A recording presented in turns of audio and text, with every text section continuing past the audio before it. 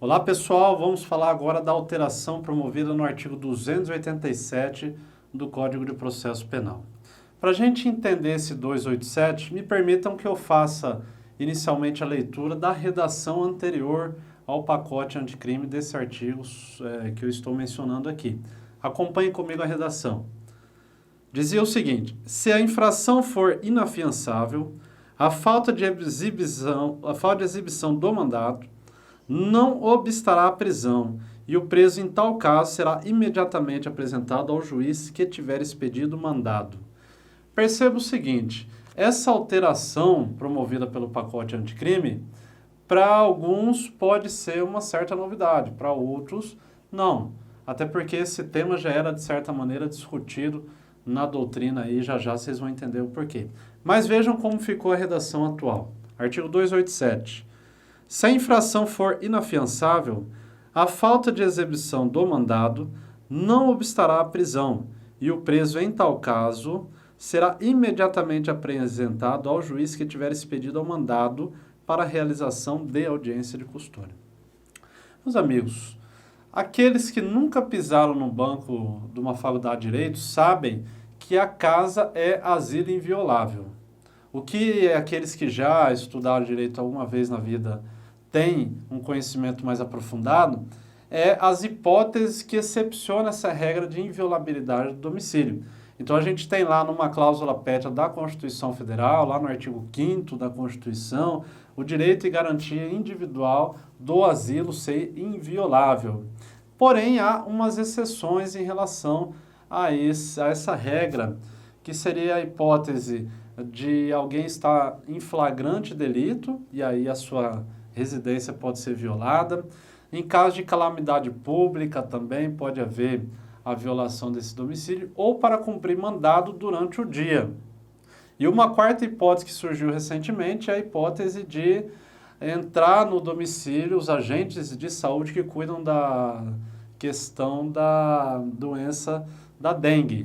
Então, para controlar focos da dengue, muitas vezes, se a pessoa não estiver no domicílio, eles têm autorização para violar esse domicílio aí. Seriam essas as hipóteses.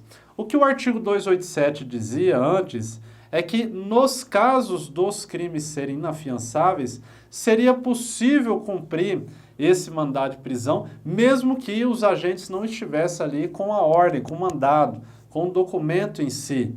Era possível já isso na redação anterior, como continuou sendo possível. Então, se a autoridade policial, por exemplo, chegar na residência de alguém para cumprir uma prisão, e o crime, evidentemente, sendo inafiançável, ele poderá efetuar essa prisão independentemente de mandado. Era assim e permaneceu assim. O que houve, então, de grande inovação aí no artigo 287? Foi a previsão de que, em caso de prisão nessa modalidade aí, ou seja, sem mandado para os crimes que sejam inafiançáveis, essa autoridade deverá levar esse agente preso para cumprir a sua apresentação perante um juiz numa audiência de custódia.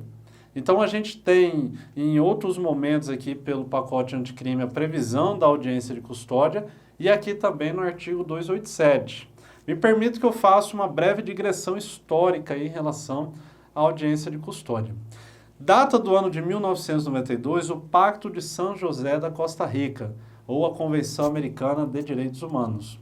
Essa Convenção Americana, esse Tratado de Direitos Humanos, estabeleceu que os países que assinassem esse tratado deveriam ter, em relação aos seus presos, a obrigação de garantir a todos eles o direito de serem apresentados perante uma autoridade judicial num prazo de até 24 horas.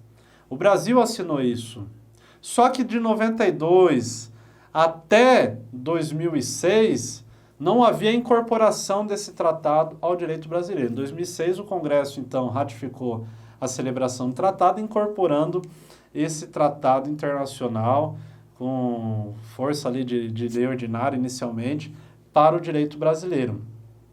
Ocorre que, como se tratava de um tratado de direitos humanos e o rito de aprovação pelo Congresso foi com estágio de lei ordinária, criou-se uma celeuma no ordenamento jurídico. Primeiro, se esse tratado internacional teria força de emenda constitucional, se teria força de uma lei ordinária ou de uma outra modalidade legislativa. E o STF pacificou o seguinte entendimento. Ele diz o seguinte: existem 3 tipos de incorporação de tratados internacionais em relação ao processo legislativo. Se for um tratado de direitos humanos posterior a 2004, esse tratado de direitos humanos, ele sendo incorporado ao direito brasileiro com status de emenda constitucional, ou seja, com aprovação de 3/5 dos membros de ambas as casas, em votação em 2 turnos, esse tratado internacional incorporado nessa forma aí, teria status de emenda constitucional. Se o tratado internacional, são 2, se o tratado internacional for incorporado ao direito brasileiro e for um tratado internacional que versa também sobre direitos humanos e ele for incorporado com uma forma de incorporação de um processo legislativo diferente da emenda constitucional, ou seja, um processo legislativo de aprovação de uma lei ordinária, por exemplo, é a hipótese em que nós teremos um tratado internacional sendo incorporado ao direito brasileiro sem a forma ali legislativa de emenda constitucional, ou de status de emenda constitucional. Esse tratado, que é justamente o tratado aqui que a gente se refere, que é o Pacto de São José da Costa Rica, ele terá status de supralegalidade. Ou seja, naquela pirâmide de Kelsen, ele está abaixo, portanto, das normas constitucionais, porém, acima das normas infraconstitucionais, que seriam as leis ordinárias, as leis complementares, está ali no meio, entre as emendas constitucionais e as normas infraconstitucionais. E a terceira forma de incorporar um tratado é a hipótese em que um tratado não versa sobre direitos humanos. Nesse caso, esse tratado será incorporado ao direito brasileiro com status de lei ordinária e terá, então, esse status de infraconstitucionalidade ou status de legalidade mesmo. É importante a gente dizer isso porque até essa alteração do pacote anticrime não existia previsão legal no ordenamento jurídico brasileiro da audiência de custódia. Mas já era previsto, portanto, nesse tratado, que havia sido incorporado desde 2006, com status de supralegalidade. E em 2015, o Conselho Nacional de Justiça começou a impor aos estados, aos tribunais estaduais, que implementassem nos seus respectivos territórios a audiência de custódia. Inicialmente começou lá em São Paulo e depois se espalhou por outros estados do Brasil a audiência de custódia. A audiência de custódia nada mais é que um mecanismo que o ordenamento jurídico dispõe para que seja cumprida essa norma do Tratado Internacional, daquele que é preso, e aqui independentemente do tipo de prisão. Cabe audiência de custódia para prisão em flagrante e prisão preventiva ou temporária também. Ou seja, a pessoa é presa, ela deve ser levada imediatamente à presença da autoridade judiciária.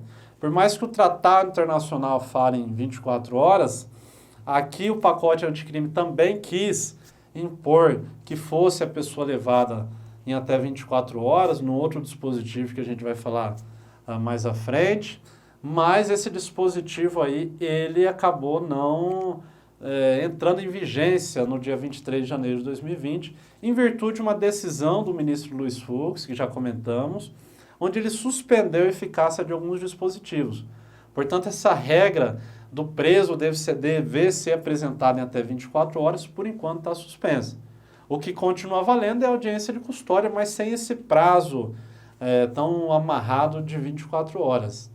A pessoa tem que ser apresentada o quanto antes, perante uma autoridade judiciária.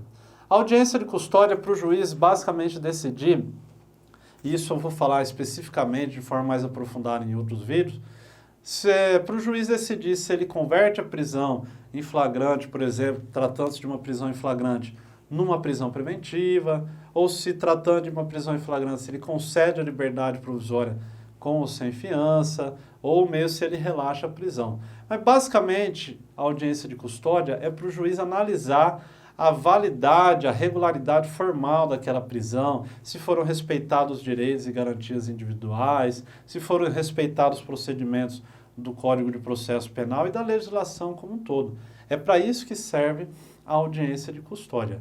Portanto, voltando lá no 287, se a pessoa for presa por um crime inafiançável, nesse caso independe naquele momento de ser apresentado a ele o mandado.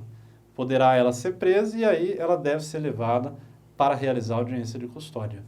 Um abraço, gente.